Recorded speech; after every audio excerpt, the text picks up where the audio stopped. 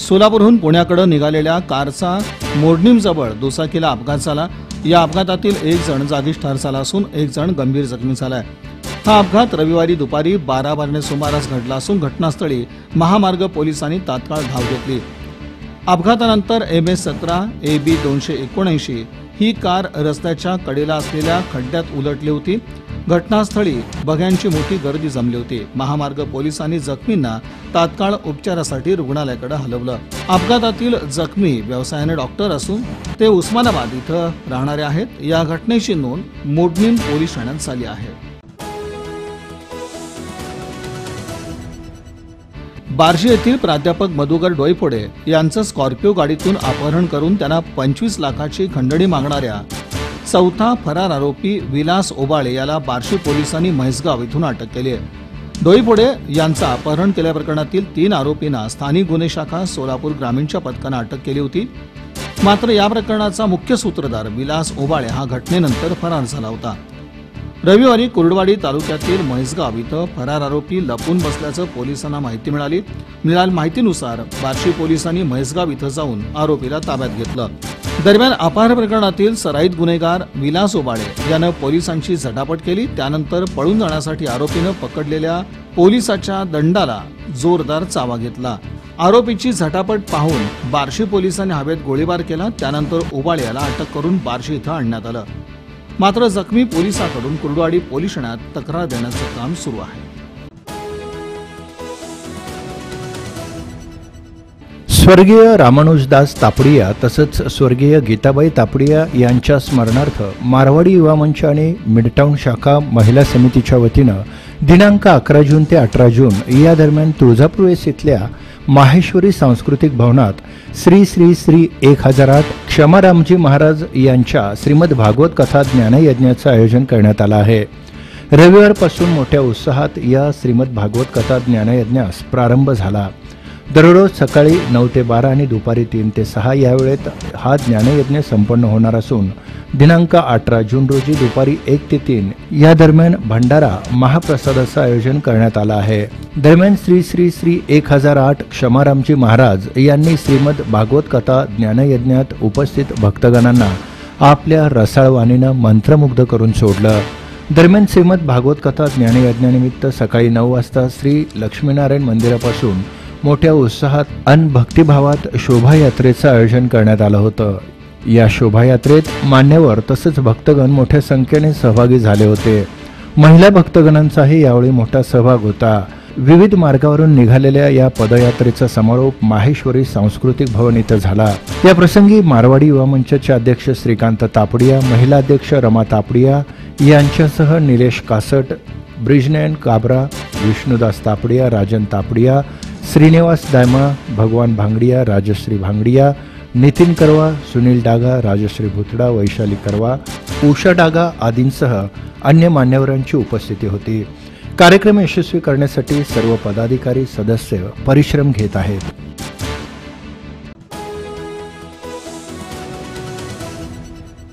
10वी तसंच 12वीच्या विद्यार्थ्यांना करिअरच्या संधी संदर्भात मार्गदर्शन करण्यासाठी ड्रीम IAS सेंटर तसंच VVP महाविद्यालयाच्या संयुक्त विद्यमानं मार्गदर्शन सप्ताहाचं आयोजन करण्यात आलं आहे। सप्ताहाचा रविवार हा 3रा दिवस होता। सचिन जाधव तसंच रोमन जितेश यांनी यावेळी मार्गदर्शन केलं। स्पर्धा परीक्षांमधील करिअर, त्याचप्रमाणे इंजिनिअरिंग तसंच स्पर्धा परीक्षा या विषयावर मार्गदर्शन करण्यात आलं। यावेळी प्राध्यापक हनुमंत डावखरे, राजेश चंद्रगौंडा, सय्यद शोएब, संगीता भदगुणकी, संतोष येबळे आदींची उपस्थिती होती। प्रास्ताविक संगीता भदगुणकी यांनी केलं तर आभार भावना बगले यांनी मानले।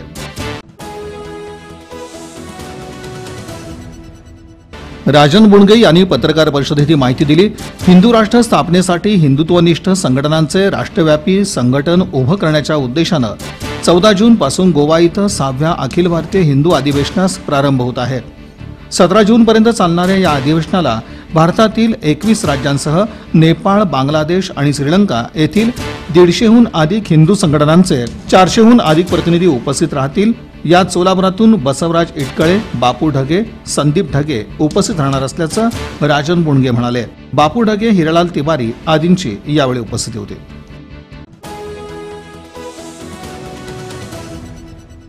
हिराचंद नेमचंद वाचनालयाच्या अँपी थिएटर इथं आयोजित केलेल्या या कार्यक्रमाच्या व्यासपीठावर पालिका आयुक्त डॉक्टर अविनाश ढाकणे, जिल्हा परिषदेचे मुख्य कार्यकारी अधिकारी डॉक्टर राजेंद्र भारूड, प्रिसिजन फाउंडेशनच्या संचालिका सुहासिनी शहा, सोलापूर श्रमिक पत्रकार संघाचे अध्यक्ष विक्रम केलबुडे, मयुरा शहा, राजकुमार नरुटे, अभय दिवाणजी यांची प्रमुख उपस्थिती होती। यावेळी प्रिसिजन फाउंडेशनच्या वतीनं पत्रकारांच्या पाल्यांना शैक्षणिक साहित्याचं वाटप करण्यात आलं। सन्मान आपण या शालेय साहित्याचं वितरण एक बाळासाहेब गोडसे, शुभम गिरीश, देवेंद्र दंडे,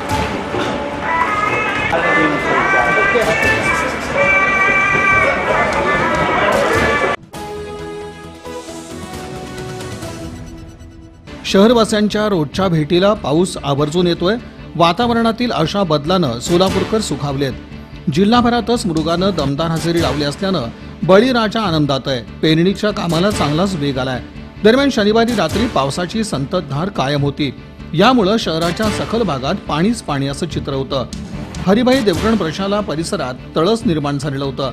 नवी वेस पोलीस चौकी समोरही मोठ्या प्रमाणात पाणी साचलेलं होतं। साचलेल्या पाण्यातून वाहनधारक मार्ग काढतानाचं चित्र दिसून आलं। सततच्या पावसानं वातावरणात चांगलाच गारवा निर्माण झाला असून यामुळे शहरवासी सुखावलेत। रोहिणी पाठोपाठ मृगानंही मोठा दिलासा दिलाय। पेट्रोल आणि डिझेल खरेदीबाबत तेल कंपन्यांनी देशात 16 जून पासून पेट्रोल आणि डिझेलचे दर दररोज बदलण्याचा निर्णय नुकताच जाहीर केला होता।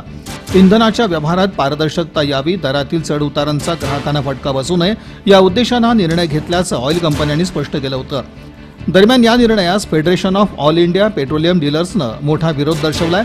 या निर्णयाच्या विरोधात येत्या 16 जून ते 24 जून या दरम्यान देशातील सर्व पेट्रोल पंपावर पेट्रोल आणि डिझेलची खरेदी विक्री बंद ठेवण्याचा निर्णय डीलर्स संघटनेनं घेतलाय। या बंदनंतरही केंद्रानं आपला निर्णय मागे घेतला नाही तर 24 जून नंतर बेमुदत बंदचा इशाराही डीलर्सच्या संघटनांनी दिलाय। आंतरराष्ट्रीय बाजारपेठेत कच्च्या तेलाच्या किमतीत होणाऱ्या चढ उतारानुसार दररोज पेट्रोल डिझेलचे दर बदलण्याचा निर्णय घेण्यात आलेला होता। मात्र यास डीलर्स संघटनांनी उघड विरोध केल्यानं नवा पेच निर्माण होणार आहे। या पार्श्वभूमीवर सरकार आता काय भूमिका घेणार याकडे सर्वांचं लक्ष लागून राहिलंय। इकडं 1 मे पासून उदयपूर, जमशेदपूर, पद्दुचेरी, चंदीगड आणि विशाखापट्टणम या 5 शहरात दररोज ऑइल कंपन्यांकडून किमती बदलण्याचा प्रयोग सुरू आहे। हाच प्रयोग संपूर्ण देशभरात राबवण्याचा सरकार विचार करत असताना डीलर्सच्या संघटनेनं संपाचं हत्यार उपसल्यानं या संदर्भात पुढे काय होणार याबाबत सर्वांचं लक्ष लागून राहिलं आहे। शुक्रवारी झालेल्या संततधार पावसामुळे शहरात सर्वत्र पावसाचं पाणी साचलं। प्रभाग क्रमांक 7 मधील अभिषेक नगर परिसरात ड्रेनेज फुटल्यानं ड्रेनेज आणि पावसाचं पाणी नागरिकांच्या घरात शिरलं। अभिषेक नगर परिसरातील 40 घरांमध्ये पाणी शिरलं। त्यामुळे येथील जवळपास 200हून अधिक नागरिकांना याचा मोठा मनस्ताप झाला। ही घटना जेव्हा प्रभाग 7चे नगरसेवक देवेंद्र कोठे यांना कळाली तेव्हा त्यांनी तात्काळ घटनास्थळी धाव घेतली। रात्री 10 वाजता कोठे यांनी महापालिकेच्या अधिकाऱ्यांना फोन लावून घटनेची माहिती दिली। पालिकेचे अधिकारी जेसीबी घेऊन घटनास्थळी हजर झाले। पालिकेच्या कर्मचाऱ्यांनी प्रयत्नांची पराकाष्ठा करून ड्रेनेज लाईन सुरळीत केली। तुंबलेल्या ड्रेनेज दुरुस्तीचं काम रात्री 2:30 पर्यंत चाललं।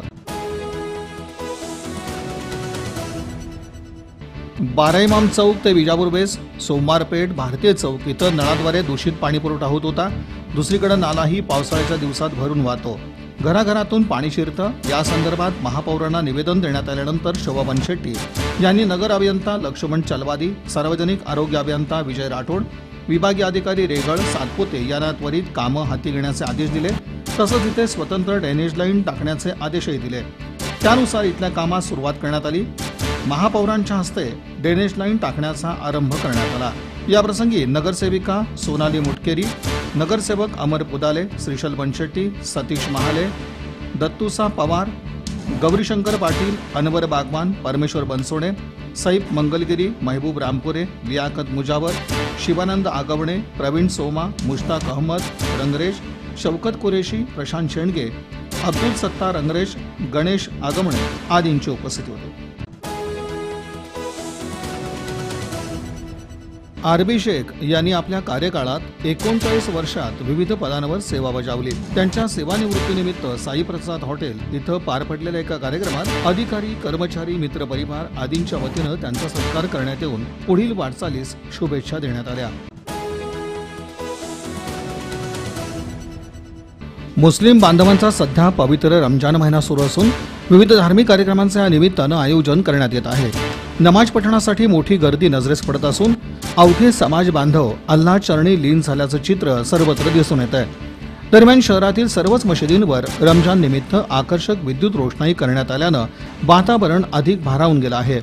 रात्रीच्या वेळेस या विद्युत रोषणाईचा नजारा विलोभनीय असा दिसून येतो. रंगीबेरंगी अशा विद्युत दिव्यांची सजावट प्रत्येकाचं लक्ष वेधून घेते. मशिदींवर करण्यात आलेल्या विद्युत रोषणाईमधून कलात्मकताही पाहायला मिळते. एकूणच रमजान निमित्त सर्वत्र भक्तिमय आणि चैतन्यदायी असं वातावरण आहे. केंद्रीय रेल्वे मंत्री सुरेश प्रभू यांनी कराड येथून व्हिडिओ लिंकद्वारे सोलापूर रेल्वे विभागातील विकास कामांचा शुभारंभ केला. सोलापूर विभागातील फलटण ते पंढरपूर आणि जेऊर ते आष्टी या नवीन रेल्वे मार्गाची पायाभरणी करण्यात आली. सोलापुरातील DRM कार्यालयातील कॉन्फरन्स हॉलमध्ये व्हिडिओ लिंकद्वारे या उद्घाटन कार्यक्रमाचं थेट प्रक्षेपण करण्यात आलं. या प्रसंगी महापौर शोभा बनशेट्टी, आमदार नारायण पाटील, भारत भालके, बाबूराव घुगे, विभागीय रेल्वे व्यवस्थापक अजयकुमार दुबे, ADRM मनिंदर सिंग उप्पल, विभागीय वाणिज्य व्यवस्थापक राजेंद्र शर्मा, यांत्रिक अभियंता शिवाजी कदम आदींची प्रमुख उपस्थिती होती. या प्रसंगी रेल्वेचे अधिकारी, कर्मचारी मोठ्या संख्येने उपस्थित होते. फलटण पंढरपूर रेल्वे मार्गासाठी खासदार विजयसिंह मोहिते पाटील यांनी सातत्यानं रेल्वे मंत्र्यांकडे पाठपुरावा केला होता. सरसकट कर्जमाफीसह अन्य मागण्यांकरता राज्यातील शेतकऱ्यांनी 1 जून पासून संप पुकारत तीव्र आंदोलन छेडलं होतं.